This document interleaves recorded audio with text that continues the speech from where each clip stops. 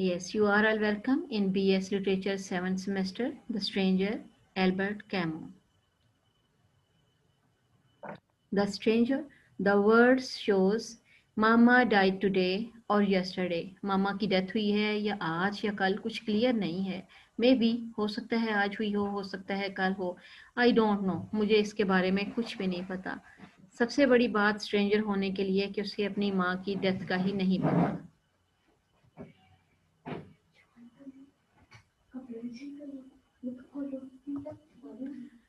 The next is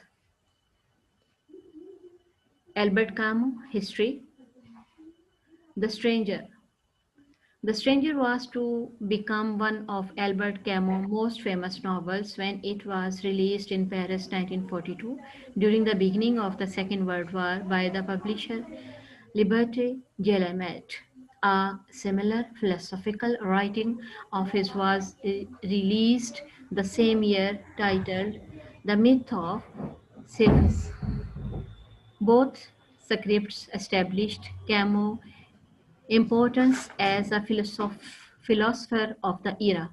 The story of the stranger made the its debut in the United States in 1946 through Alfred L. Kampf English translation. Over 3.5 million copies were sold in the first few years after it was first available. Albert Camus' writings have become well known for imprinting his existential absurdity philosophy of human existence. This is the main theme, this is the main idea, this is the central idea of the novel.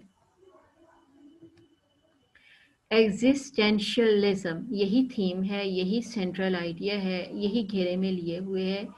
Idea ये है कि man has come to in this world. It's a universal law of nature that he will live here and he will die. Nothing is there. So existentialism का मतलब है कि उसने अपने आप को यहाँ पे एग्जिस्ट करना है और उसके बाद जो है उसकी ज़िंदगी ख़त्म हो जाएगी.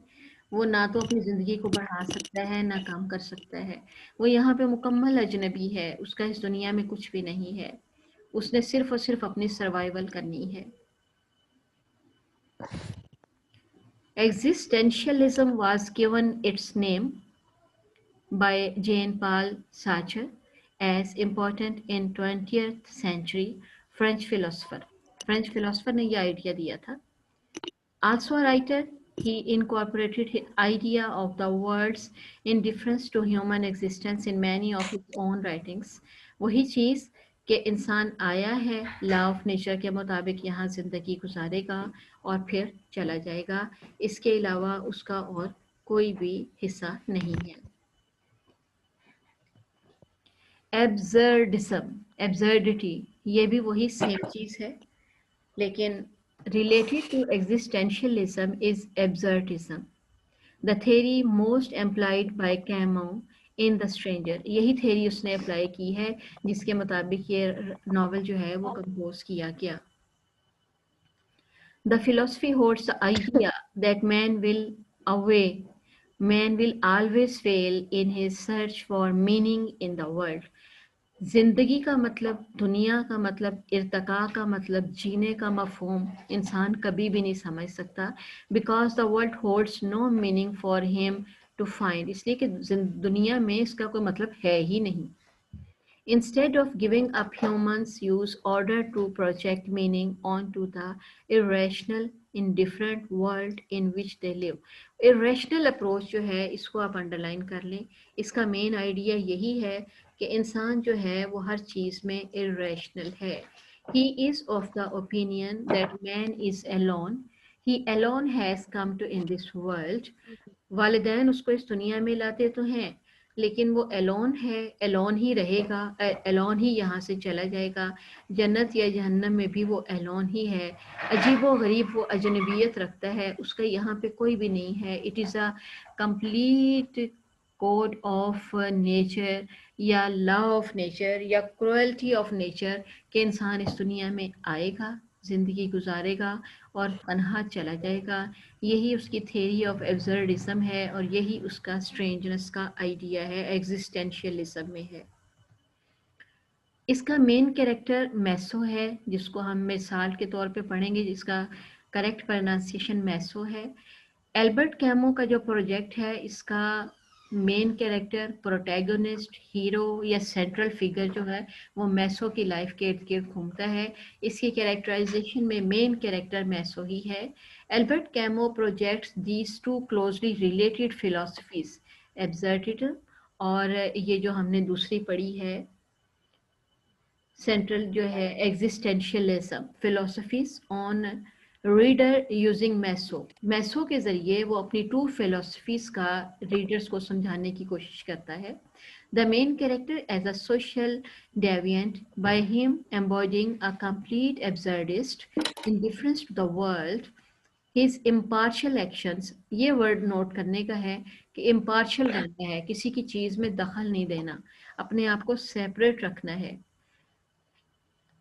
हम इस पे बाद में फर्दर डिस्कशन करेंगे, सिर्फ अभी हम इसकी मैसो की चीज़ों को स्टडी करें और हम इसकी मूवी को देखेंगे और एनहेंस करेंगे कि वो क्या दिखा रहे हैं उसमें। द पीपल अराउंड हिम, हम उनको देखेंगे, कैरेक्टराइजेशन के देखेंगे। वो जो उसके लोग हैं, can not accept that his indifference, कि उसकी लापरवाहियाँ जो हैं, उसका बेपरवाह हो जाना और हर चीज़ को निगलेक्ट कर देना और खुदा को खुदा न मानना और हर मकाम को उसका दर्जा ना देना, ये अच्छी चीज़ नहीं होती। This disapproval by the public is shown at his trial by the prosecutor, gentleman of the jury, the day after his mother's death. This man was out swimming, starting up a dubious liaison and going to be movies, a comedy for laughs. I have nothing further to say. कि एक शख्स जिसकी माँ की death हो जाती है, वो अपनी मैरी मेकिंग में मसरूफ़ है, हंसी मजाक में है, मूवी देखने में है, रिक्रिएशन में है, और उसको ये भी भूल गया है कि उसकी माँ की डेथ कब हुई थी, आज हुई या कल हुई थी। जो इंसान अपनी माँ के साथ अपने कॉन्टैक्ट्स को नहीं निभा पा रहा है, वो दुनिया के बाकी सोशल रिलेशंस में कहाँ तक कामयाब हो सकता है। उसकी सोशल, पॉलिटिकल, इकोनॉमिकल और लाइफ तो क्या रिलीजियस तो है ही नहीं। तो सेम जो यस मैम, जिस तरह लाइक हम कहते हैं कि जो अपनी मदर के साथ सिंसियर नहीं हो सकता, उनकी केयर नहीं कर सकता, वो लाइफ में किसी भी रिलेशन के साथ सिंसियरिटी नहीं कर सकता, क्योंकि मदर एक ऐसा रिलेशन है जो आपको हमेशा देती है। Nice, very good. जी अक्सा, आप क्या कहती हैं बेटा? Very good. मरियम का आइडिया बिल्कुल सही है। तैयबा, आपके ज़हन में कोई चीज़ है? बिल्कुल मरियम ने सही कहा। आई 100% एग्री विद यू। मैम हम इस ma'am yes yes, carry on. Ma'am can I? Yes yes, why not. Yes ma'am, affliction होती है चाइल्ड और मदर के दरमियान, यही मदरहुड है। और अगर इसमें कोई खलल हो तो फिर वो स्ट्रेंजर जो है वो दुनिया में आता है, क्योंकि उसने सोशलाइजेशन करनी है माँ ने बच्चे की। तो फिर अगर इसके दरमियान कोई गैप आता है तो उस दौरान स्ट्रेंजर जो है वो होता है नमूदार। बिल्कुल 100% you are right. Any other idea? जी बेटा, किसी और के ज़हन में कोई आइडिया है?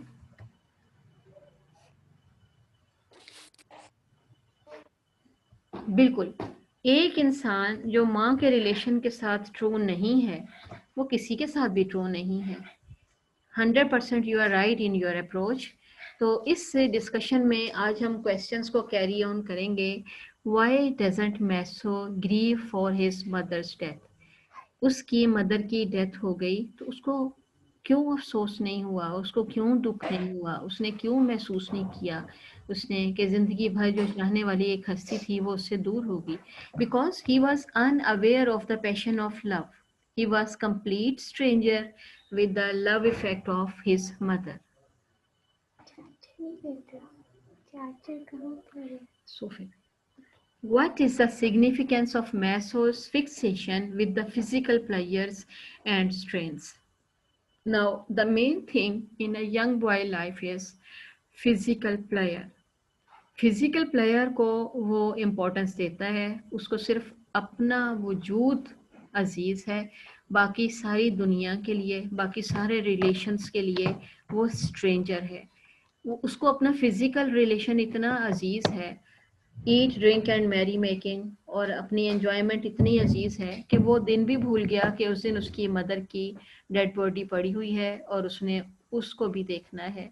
तो ये सारा इन्हसार इसी चीज़ पे है कि there is the theory of absurdity and existentialism, both things are observed here. Stranger जो है वो अजनबी अपने लिए नहीं है, वो अजनबी पूरी दुनिया के लिए है। मेन थीम जो है थ्योरी ऑफ एब्सर्डिज्म और सेंट्रल थीम जो है उसका एग्जिस्टेंशियलिज्म, यही इस पे लागू होगा। और इसकी आसान सी चीज़ समझने वाली ये है that he is unaware of his physical, social and overall religious aspect of life.